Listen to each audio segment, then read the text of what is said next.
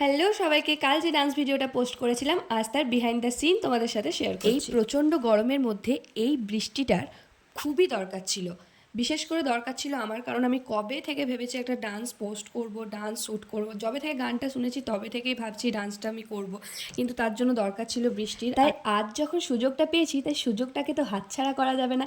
তাই জলদি জলদি রেডি হয়ে বম্মা এবং বোনকে নিয়ে বেরিয়ে পড়েছিলাম আমাদের পাশেই সেখানে ডান্সটা শ্যুট করতে। আর ডান্স জিনিসটা সত্যি বলতে আমার মনের কাছের খুব জিনিস। আমি ছোটোবেলায় আমার সেভাবে সুযোগ হয়নি ডান্স শেখার, কিন্তু আমি যতটুকু করি সেটা ইউটিউব দেখে হোক বা এমনি নিজে থেকে চেষ্টা করি, করার চেষ্টা করি।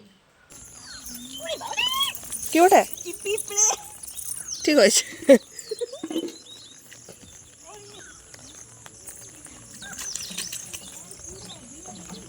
পিঁপড়ে দাঁড়িয়ে ছিল এইখানটাতে, পিঁপড়ের গাদা যেখানে। তো ডান্সটা শ্যুট করার জন্য আমার একটা দরকার ছিল কচু পাতা। তোমরা দেখেইছো আমার ডান্স ভিডিওটাতে। তো প্রথমে তো আমি পাতা তুলতে গিয়ে পিঁপড়ের কামড় খেয়েছি, তারপরে চান্সে আমি পাতাটা তুলেছি। পুরো কচুর বন হয়ে গেছে আমার ঘরের চারপাশটা। তারপর এখন আমি যাব হচ্ছে একটু মাথায় ফুল লাগাতে। দেখো আমি ন্যাচারাল ফুলই ব্যবহার করব, যেহেতু আমার ঘরের কাছে আছে। ঘরের কাছে মানে এটা হচ্ছে আমার মামার বাড়ি। আর এখানে দেখতে পাচ্ছ ফুলগুলো কত সুন্দর হয়েছে। আমি যখন নাটকে পারফরমেন্সে যাই, তো তখন এই ফুল তুলেই মাথায় গুঁজে যাই।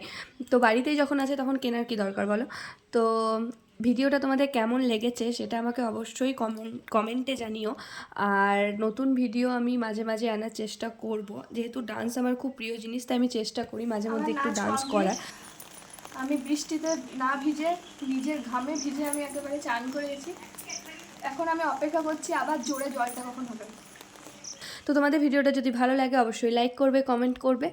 আর আজকের মতো টাটা।